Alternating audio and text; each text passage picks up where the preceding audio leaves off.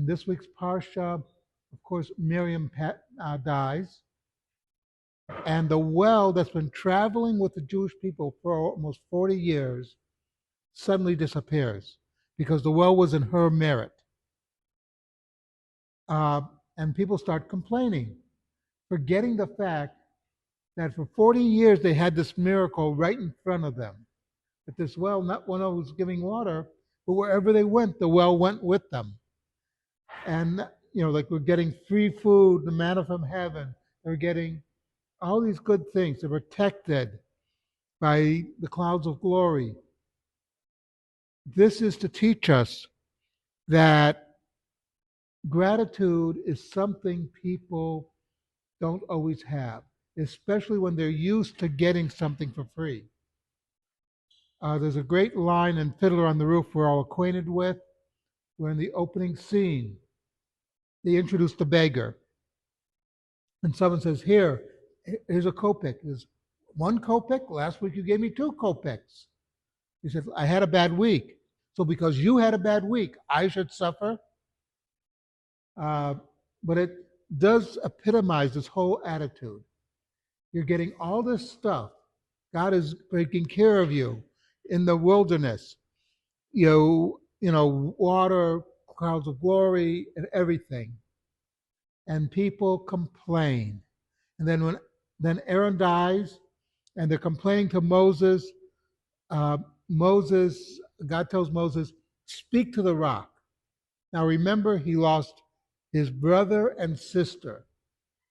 He's not exactly, and instead of speaking to the rock, he hits the rock.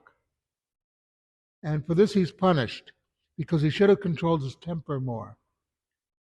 But you can understand Moses' attitude, because look at all he's done for the Jewish people. Look what his brother did. Look what his sister did. And they're complaining. And the complaints never stop. There's a very funny Israeli skit by a comedian, I forget his name, where he pretends to be Moshe Rabbeinu. He pretends to be Moses. And he comes out and he says, any other people, we would have left Egypt, been in the land of Israel within a couple weeks. You guys, takes us, because you guys are telling me how to go. And when the manna came down, any other group of people would have said, great, free food. You were asking me, is there gluten-free manna? Is there dietetic manna?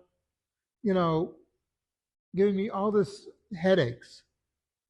But it all comes back down to one thing. We never really are grateful for the good things we have until they disappear.